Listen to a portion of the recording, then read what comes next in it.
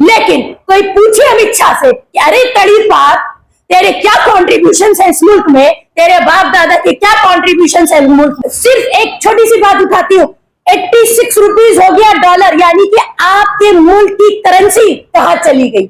ये अचीवमेंट है आज बीजेपी की। आम आदमी अपने सर्वाइवल के लिए रगड़ रहा है, मर रहा है। आज इस मुल्क में अमित शाह जैसे लोग, मोदी जैसे लोग हिंदू मुस्लिम करते हैं, मस्जिद मंदिर करवाते हैं। सबसे बड़ी गवर्नमेंट, उसका home minister, union home minister Amit Shah, Ambedkar, Baba Saheb Ambedkar के लिए जो पार्लियामेंट में खड़े होकर अल्फाज अदा करता है, जिस तरीके से उनको डिसरेस्पेक्ट किया जाता है, सुनता है बच्चा बच्चा जानता है। हिंदुस्तान के बाहर भी आज हिंदुस्तान को अगर अच्छे नामों में गिना जाता है तो उसमें एक नाम बाबा अंबेडकर का ही आता। बात होती है अपोजिशन पे और अपने साथियों पे कीचड़ उछालने की, वहां बात होती है कंट्री के उन लोगों को डिसरेस्पेक्ट करने की जो इस कंट्री को सबसे ज्यादा कंट्रीब्यूशन देके गए। इनको फौरन रिजाइन कर देना चाहिए। कर दिया है कि आज मुल्क में employment, literacy, poverty, labour, farmer, peace, social justice, equality, constitution, liberty, fraternity, इसके ऊपर कोई बात नहीं होती है। लेजिस्लेटिव असेंबली में बैठने वाली एक मिनिस्टर इस बीजेपी की गंदी जहनियत से महफूज नहीं है, तो आम औरत जो सड़क पे चलती है, बाजारों में रहती है, स्कूल कॉलेज जाती है, काम की जगह पे जाती है, क्या वो महफूज है? अस्सलाम वालेकुम रहमतुल्लाहि व बरकातहू। आज की प्रेस कॉन्फ्रेंस में तमाम मीडिया, जर्नलिस्ट और यूट्यूबर का मैं वेलकम करती हूँ। आज की जो प्रेस कॉन्फ्रेंस रखी गई है जो सीटी रवि के खिलाफ, जिसने लक्ष्मी हेब्बलकर की इंसल्ट की थी, इसके बारे में ब्रीफ एक्सप्लेनेशन आपको नेशनल लीडर सादिया मैडम आपको बताएंगे। सबसे पहले मैं ये कहना चाहूंगी कि अफसोसनाक ये है कि हिंदुस्तान में हमें बोलने के लिए और बताने के लिए आजकल हर दिन सुबह हो या शाम हो एक नया इशू जो है वो बीजेपी गवर्नमेंट की तरफ से रेडी रहता है। पिछले 10 सालों में ये भारतीय जनता पार्टी ने अपनी मनुस्मृति की जो सोच है और जो एक गंदी मानसिकता और आइडियोलॉजी के साथ ये पावर में बैठे हैं, इन्होंने कंट्री की प्रोग्रेस को और कंट्री के डेवलपमेंट को इतना हैम्पर कर दिया है कि आज मुल्क में employment, literacy, poverty, labour, farmer, peace, social justice, equality, constitution, liberty, fraternity, इसके ऊपर कोई बात नहीं होती है।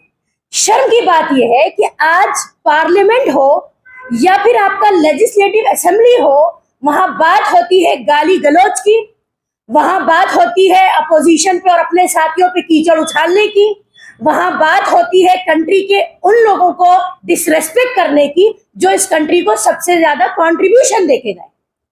हम बात शुरू करेंगे सीसीटी रवि से, जो कि एक एमएलसी हैं बीजेपी के आपके कर्नाटका से, कि उन्होंने हमारी जो मिनिस्टर हैं लक्ष्मी हेब्बलकर, उनको कुछ ऐसे डेरोगेटरी अल्फाज से नवाजा कि जिसके बेसिस पर उनके ऊपर सेक्शन 76-75 सेक्सुअल हैरेसमेंट लगाकर गिरफ्तार किया गया। यहां जो सोचने का मकाम है और शर्म की बात है कि एक ऐसे MLCs, member of legislative council, अपने ही सहयोगी, अपने ही कोलीग्स जो उनके साथ उठते बैठते हैं, जो गवर्निंग सिस्टम का हिस्सा है, ये जो हमारी मिनिस्टर है, ये औरतों और बच्चों के लिए काम करने में बहुत सक्षम मानी जाती हैं, एक बहुत ही रेस्पेक्टेड और डिग्निफाइड मिनिस्टर है। इनके साथ जो अल्फाज इस्तेमाल किए उनको दोहराने की जरूरत नहीं है, मगर ये समझने की जरूरत है कि अगर लेजिस्लेटिव असेंबली में बैठने वाली एक मिनिस्टर इस बीजेपी की गंदी जहनियत से महफूज नहीं है, तो आम औरत जो सड़क पे चलती है, बाजारों में रहती है, स्कूल कॉलेज जाती है, काम की जगह पे जाती है, क्या वो महफूज है?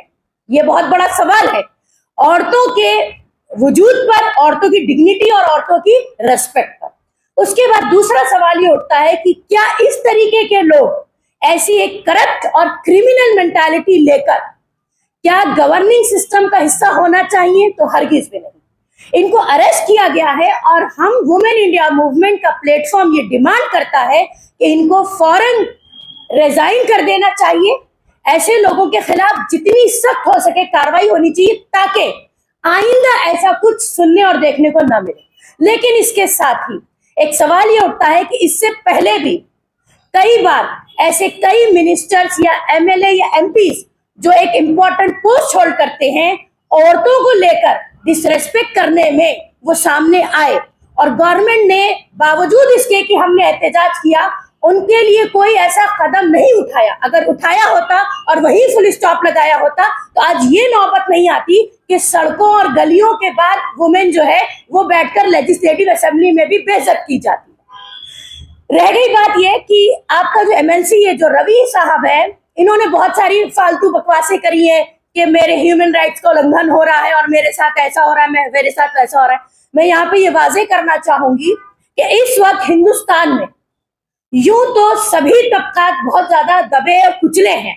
जुल्म से तो सभी तबकात, चाहे माइनॉरिटीज हो कि वो एक कास्ट बेस्ड दलित हो कि शेड्यूल ट्राइब हो या फिर कम्युनिटी का हिस्सा होते हैं, फार्मर्स हो कि लेबरर्स हो, सभी ऑप्रेस्ड हैं। इस बीजेपी गवर्नमेंट ने हुकूमत में आने के बाद काम ही इस एजेंडे पे किया है कि किस तरीके से कंट्री का डेवलपमेंट और प्रोग्रेस रोक दी जाए। लेकिन इन सबके बीच में जो रिपोर्ट्स इंटरनेशनल प्लेटफॉर्म से हमको रिसीव होती है, आपको पता चलेगा कि वो इतनी खौफनाक और शर्मनाक है कि बीजेपी के रूल ने ये बात आम कर दी है और परमिट कर दिया है, स्पॉन्सर कर दिया है कि जहां औरत हो उसको बेइज्जत किया जाए। औरत इस कदर तशद्दुद का जो है आज हवाला बनी हुई है और बीजेपी गवर्नमेंट